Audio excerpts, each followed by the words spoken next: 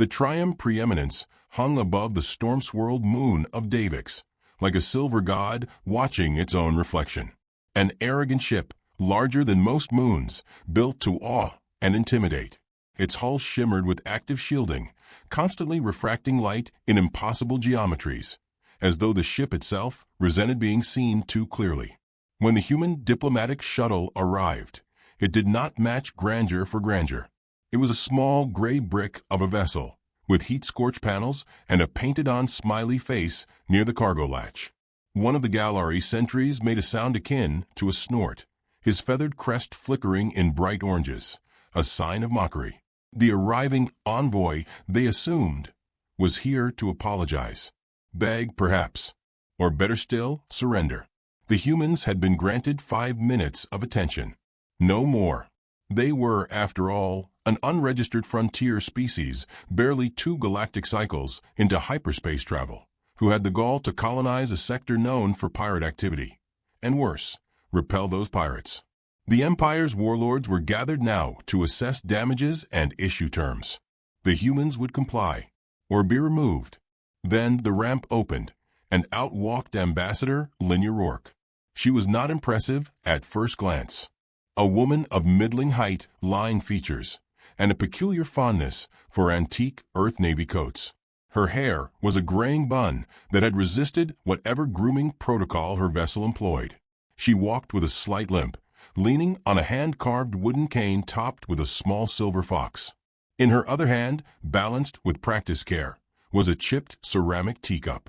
The silence she walked into was cold and thick. On a dais above her sat the 3 warlords, Zarku of the Clickborn, Kelix of the Tarsan Clade, and Morval of the 9 Lives Dominion. Around them buzzed aides and interpreters, eyes bright with hunger. The room was circular, high-domed, acoustically perfect, designed to intimidate. Linya stopped 10 paces from the bottom step, looked up with an amiable smile, and bowed just enough to be respectful, without being servile. Ambassador Rourke of the United Terran Accord, she said warmly.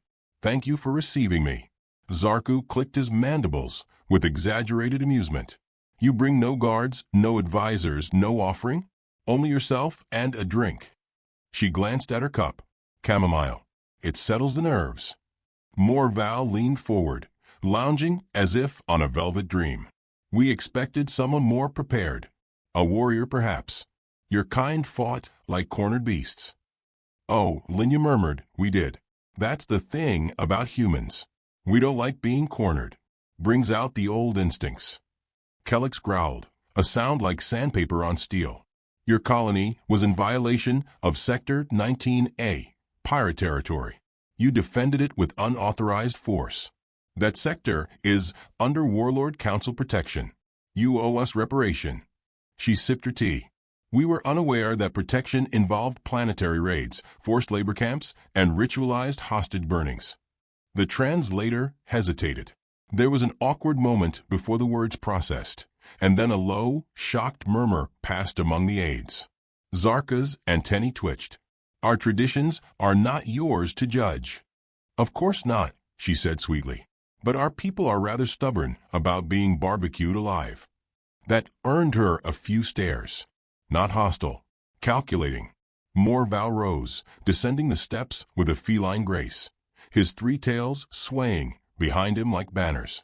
Tell me, human, what precisely are you here to achieve?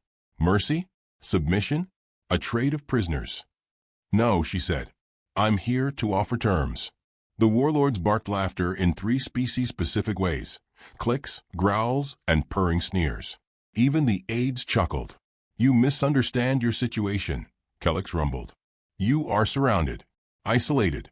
The only reason you're breathing is because we're curious what a talking ape might say. She nodded sympathetically. That does explain the tone. Morval took a step closer. And what is your rank, diplomat? What authority lets you presume to offer anything? She glanced at her coat's lapel. A cloth flap lay buttoned down, concealing the insignia beneath. Her fingers toyed with the button. Let's just say I speak on behalf of something older than my title. Something remembered. Kelix narrowed his eyes. We do not remember humans.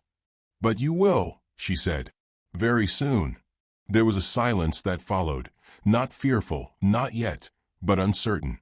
Unease lingered in the way, eyes flicked toward one another, as if looking for someone else to laugh first. Yowler entered the chamber quietly. One of the council's oldest members, the aquatic sage, glided forward in a mobility harness filled with shimmering gel. His 4 eyes blinked in slow, wet sync as he surveyed the room. When his gaze fell on Linya, he stilled. Deep within his species' water memory, something stirred. "I have seen that coat before," he said, voice like flowing reeds. "On the edge of the Galavine Rift, right before the war, Hive collapsed." Linya inclined her head. "That would have been Ambassador Kareem. He was my predecessor."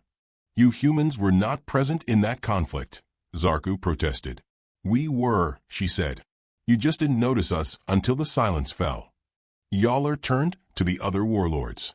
"Her presence is not a mistake, nor is it humble. I suggest caution." Zarka hissed.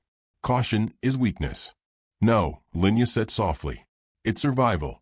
There it was again, soft words that landed like weighted stones. The warlords conferred in low voices while Linya waited, rocking slightly on her heels, sipping tea that had gone lukewarm. An aide, young by the look of his still glowing skin, approached her. He looked curious, more than hostile. "Excuse me, what is Baba Yaga?" The air shifted. Linya smiled politely. "A myth. A story our children grow up hearing. A witch who lives in a house that walks on chicken legs, deep in a forest no map can hold." The aide blinked. "This is meant to scare children?" "Oh yes," she said, amused. "She eats the rude ones." The aide stumbled back, unsure if he'd just been threatened. Linya smiled wider, not cruelly, just knowingly. Morval turned back to her. "You speak of stories while we discuss war."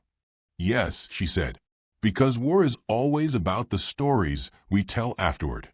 Some of us like to make sure the right story survives." Zarka stepped down, irritated now. "Enough riddles. What do you offer? Speak plainly." "Certainly," she said, straightening. "Earth proposes a joint stewardship of the border sectors. We will provide defense coordination, economic infrastructure, and mediation services." Kellex laughed. "You wish to manage us?" "No," she said. "To save you from yourselves. You're breeding rebellions faster than you can crush them. Pirate lords carve up your authority, and your soldiers are being bribed more than they are paid." Zarka growled. "You presume much."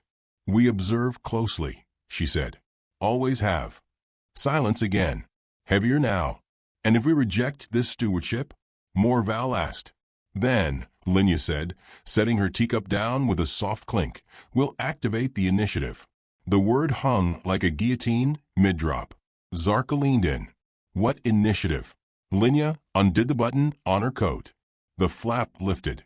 Beneath it was an insignia, rough-stitched, old, and scorched along one edge. A red hut on chicken legs, wreathed in flames, framed by a ring of broken bones. Zarka stared. Kellex stepped back, almost involuntarily. Yowler made a sound like a drowning gasp. Morval hissed, suddenly pale. "You carry that mark?" "I do," she said. "Not because I want to, but because sometimes diplomacy isn't about words. Sometimes it's about what you're willing to unleash if the words fail." Behind her, the shuttle crew adjusted something quietly. Signals blinked. A code was transmitted. Far away, in dead space, hidden ships stirred. "I thought you was a myth," Morval whispered. "We are," Linya said. "Until we're not." And then she smiled again. Not cruelly, not coldly, just enough to be unsettling. "I'd recommend considering the terms carefully," she said. "They're far gentler than what comes next." Then she picked up her cup again and took another sip. The tea had gone cold, but the room had grown very, very warm. The dining hall aboard the Triumph Preeminence had been designed to dazzle, or perhaps to intimidate guests into believing themselves lesser. Tall arched ceilings shimmered with ever-shifting constellations rendered in living crystal. Music filtered through the air, no discernible instruments, only vibrations like the hum of dying stars.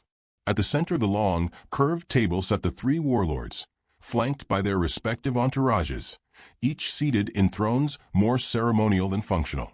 Before each of them, gold-plated dishes steamed with alien delicacies, prepared for dramatic visual effect rather than taste.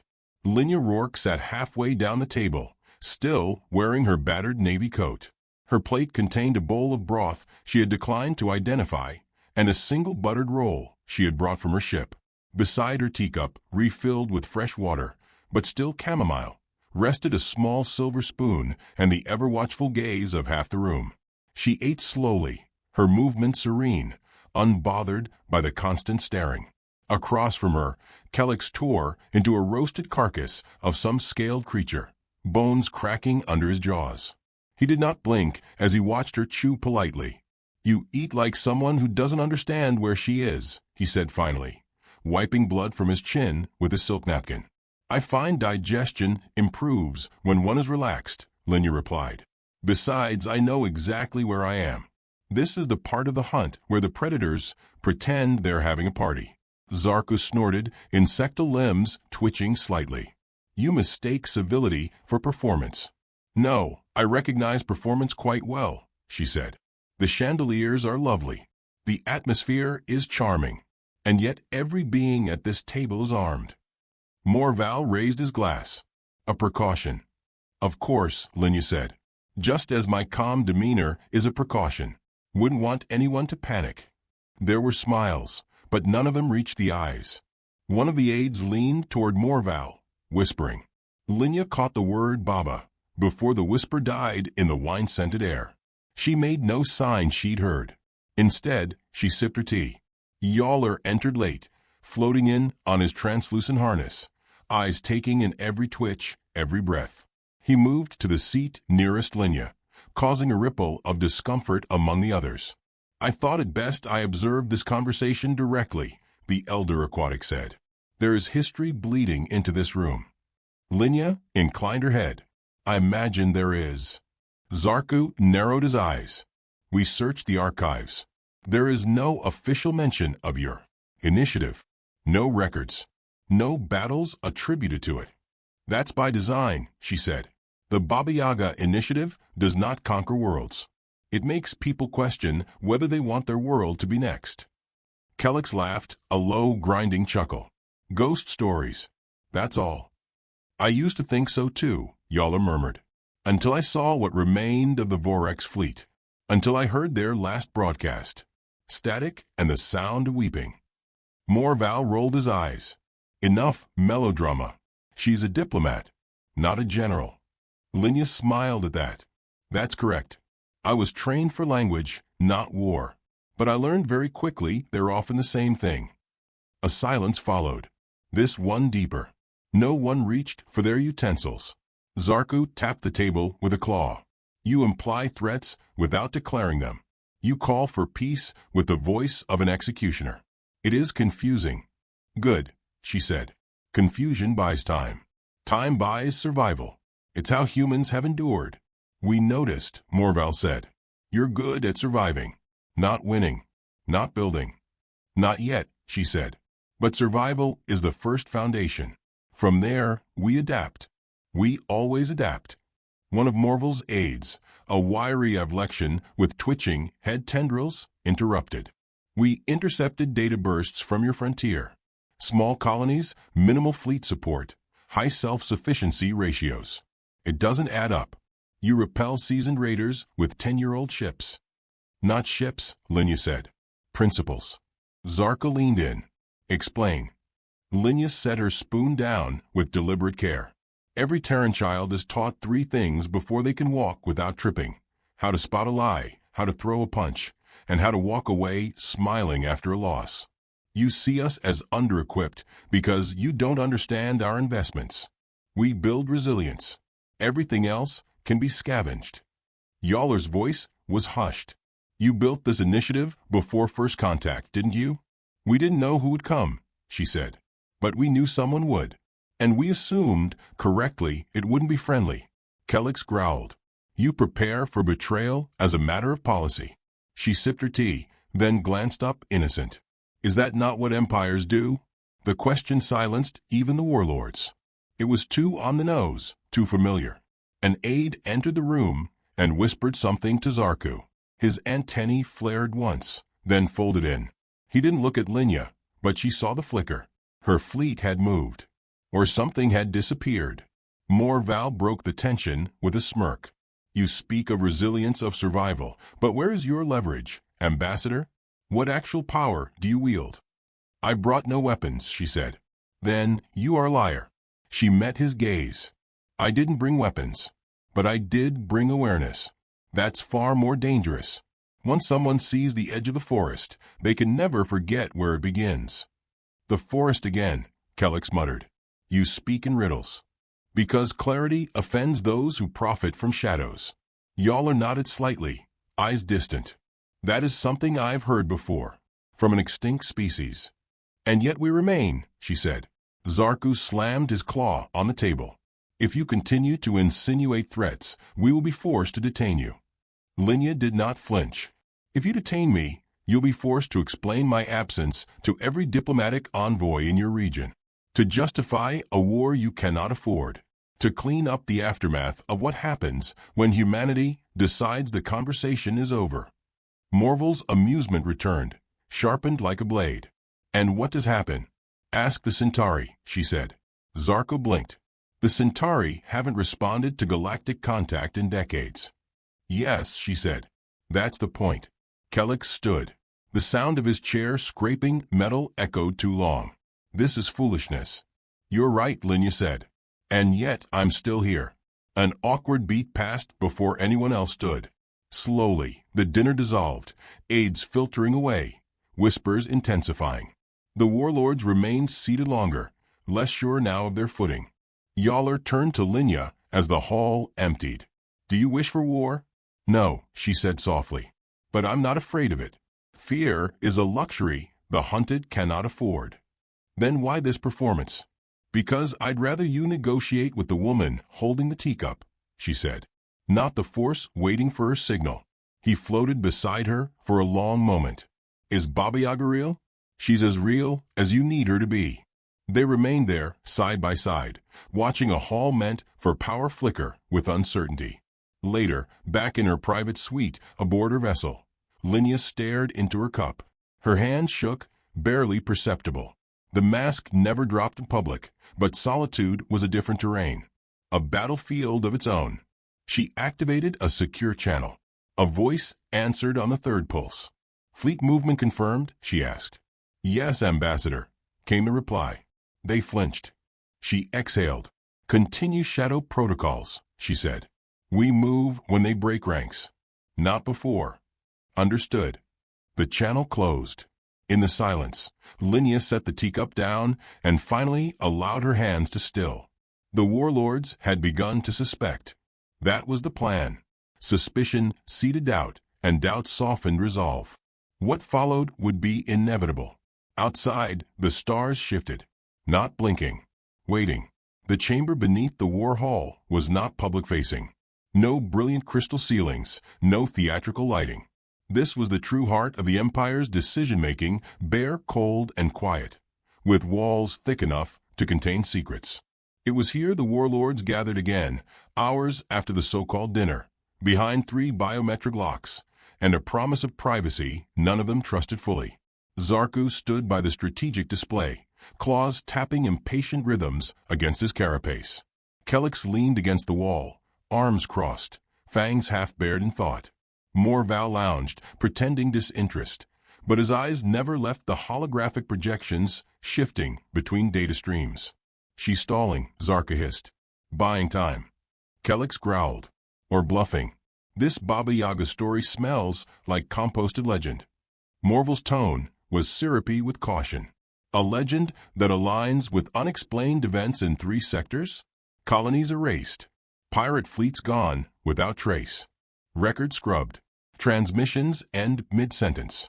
Zarku stabbed one claw toward the projection. Coincidence. Propaganda.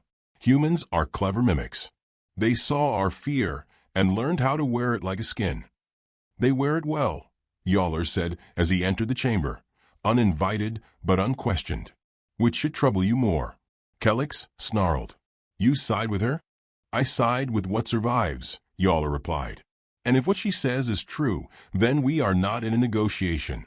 We are in the early stages of an extinction event. Morval scoffed. You believe her capable of wiping us out? That mild woman with her tea and tired eyes. Yaga turned his many-eyed gaze toward him. I believe the woman with tired eyes is often the most dangerous, because she's already seen the worst and come out alive. A long silence followed. Zarku zoomed the display toward a fringe system in Sector Theta 9. 3 days ago, a listening post on Solace Prime went dark. It wasn't attacked. It wasn't invaded. It simply stopped transmitting. No signs of power failure. No evacuation logs. No distress. Kelix grunted. The storm systems there knock out comms regularly. Morval shook his head. There was a failsafe relay through Davix. That link failed too. Same timestamp. Yaga adjusted the display again. We have 27 similar anomalies over the past 3 cycles. Too clean for war. Too sudden for decay. They weren't conquered. They were swallowed. And what do you suggest? Zarku snapped. Capitulation? Hand over our sectors to the humans because they know how to tell a scary story. I suggest, Yaga said, voice steady, that we test their story. All eyes turned to him. I have a suggestion, Morval said, drawing out the words like a poisoned blade. Let us bait the trap. He stood, tails twitching, and traced a claw over the image of a minor human colony. Eidolon Ridge. Small. Isolated. Resource-heavy. Let us see how their initiative responds when something precious is threatened. Zarka's antennae twitched. And if she retaliates? Then we know, Morval said. And we respond accordingly. Better to provoke a sleeping beast under observation than to let it wake beside your throat. Kelix grinned. Finally, some sense. Yaga said nothing. He only watched as they issued quiet orders to begin a precision strike operation in the name of sovereignty. He watched their hands move, their plans unfold. And he thought of the sound he'd once heard coming from deep space, long ago, near the Galavine Rift. The sound of something vast and patient and cold. Linya stood in the dim glow of her quarters, tea forgotten. Before her, an encrypted feed played across a translucent screen. She watched as the Warlords' plan reached the operational tier. Intercepted orders. Vessel mobilizations. Designated targets. She felt no surprise. Only the thin ache of inevitability. Behind her, her attaché, Elias Grange, shifted. He was tall, sharp-featured, and wore his silence like armor. He had not spoken since the transmission began. They're going to touch Eidolon, he said finally. She nodded. And they'll regret it. Are we greenlighting phase 2? Not yet. She took a breath, slow and shallow. They have to see the shadow first, not the teeth. Elias hesitated. You could trigger the fleet now. Strike preemptively. End it before they begin. That's not how fear works, she said. They have to believe they chose the wrong path. Fear born from consequence is chaos. Fear born from choice? That's obedience. He looked at her, and for a moment, she wasn't a diplomat. She was the woman who'd crawled out of the ash at Juno Delta. The one who'd smiled at a warlord while his ship sank in gravity. Well, fire. What if they don't stop? They will. Her voice was soft. Or they'll vanish trying. Elias left without further words. He understood when to retreat. Linya remained, watching the data stream update again. A new alert blinked in the corner of the screen. 3 systems have shifted allegiance. Voluntary alignment with the United Terran Accord. No violence reported. She smiled. The forest had begun to grow. Morval's ship, Sable Whisper, drifted just outside Eidolon's orbit, cloaked in a gravity veil that distorted its silhouette into static.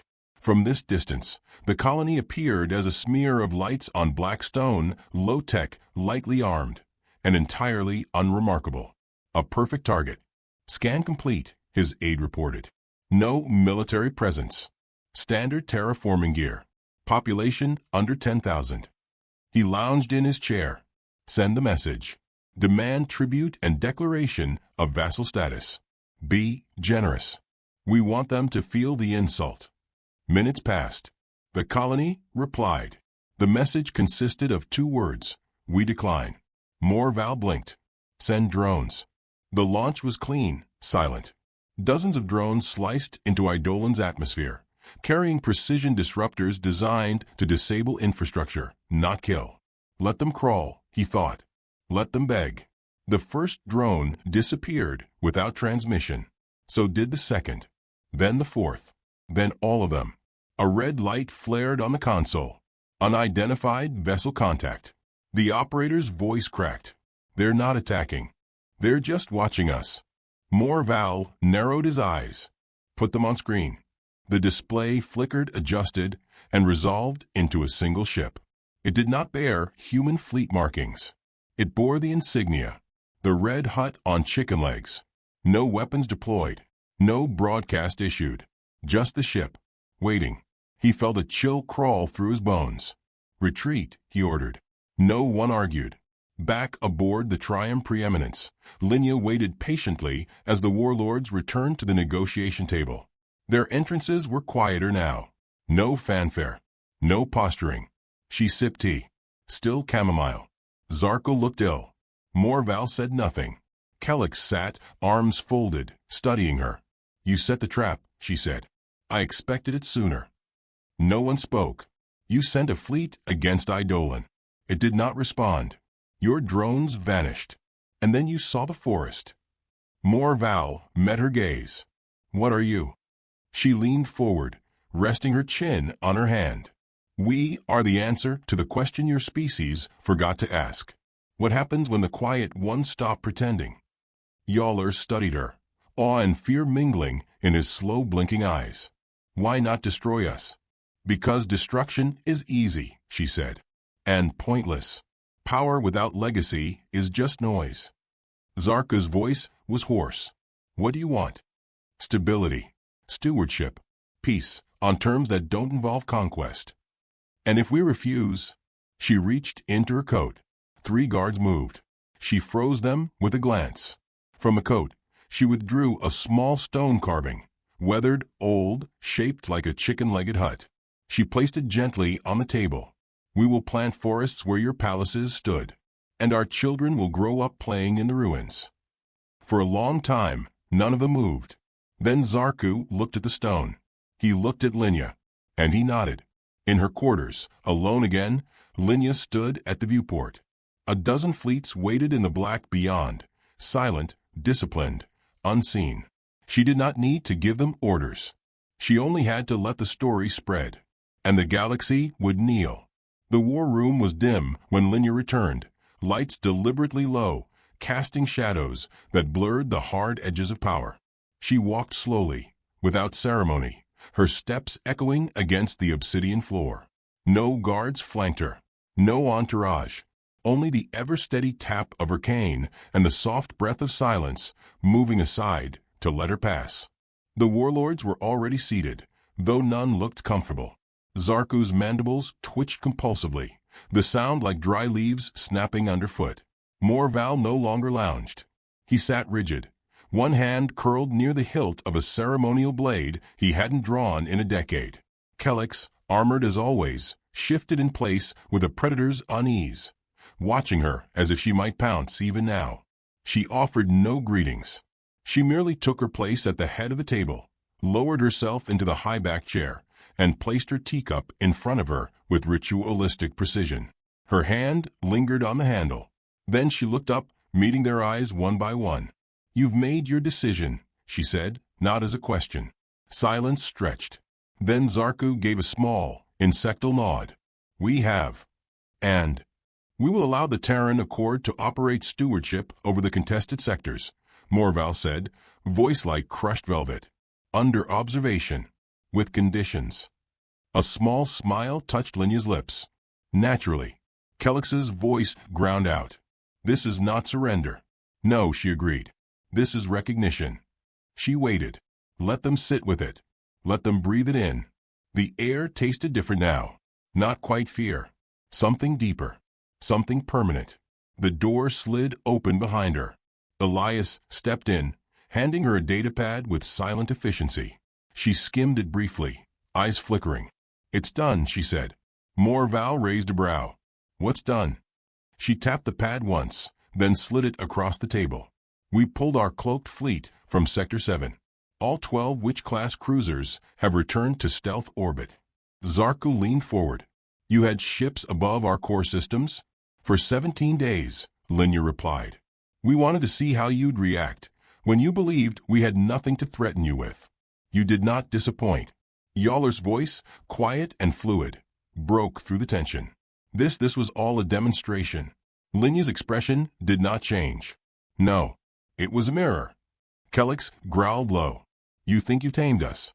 I think, she said, you started to understand why we don't bark unless we've already sunk our teeth.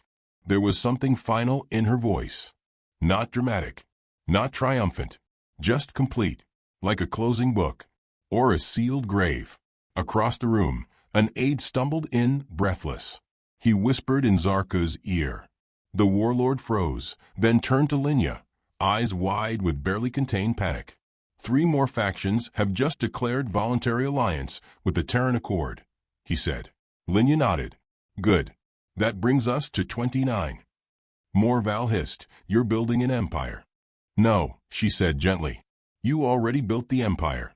We're simply composting it. It wasn't a threat. Not anymore. It was a statement of biological certainty. Zarku slammed his claw against the table. You orchestrated all of this. From the beginning. She met his fury with quiet composure. Yes. And Baba Yaga? Yawler asked. Is she real? Linya leaned back. She is not one woman. She is a designation. A myth made operational. The Baba Yaga initiative is built around one principle. The myth that ends wars is more powerful than any fleet that starts one. She paused. Let that truth take root. For every ambassador, she continued, there is a counterpart. A shadow. A tactician with no name and no face, whose purpose is not destruction but deterrence. We were sent not to threaten you with war, but to make you believe war had already begun, and that you were losing. Zarku whispered, you tricked us. We educated you. Outside, somewhere beyond the pressurized hull, the stars shifted again. Not metaphorically, literally. Morval's eyes narrowed. What is that? Elias stepped forward, pressing a button on the edge of the war table. A holographic projection bloomed to life. A vast network of blinking signatures, ghost-like in their silence. Which class vessels? Elias said. 67 of them, surrounding the Galactic inner rim. Zarku stood. You said you pulled them back. I said I pulled 12, Linya replied. Did you assume that was all we had? They stood frozen, not out of fear, but the far more dangerous cousin. Understanding. You're not a diplomat, Kelix said. You're a tactician wearing silk. No, Linya said. I am both. That's what makes humans so inconvenient. Yawler looked at her deeply now, his gaze searching not for lies, but for truths too terrible to speak aloud. Why now? Because we saw where this was going, she answered. Empires expand. Empires consume. Eventually, Earth would have been next. So we came first. Smiling. With tea. Zarku snarled. And the children's tale? The hut with legs? The forest with teeth. Linya nodded. We wanted to give you something to fear. Something your people would whisper about long after the fleets moved on. You'll call us demons. Witches. Curses. That's fine. Because in your fear you'll pause. And in that pause, there will be peace. Morval stood slowly.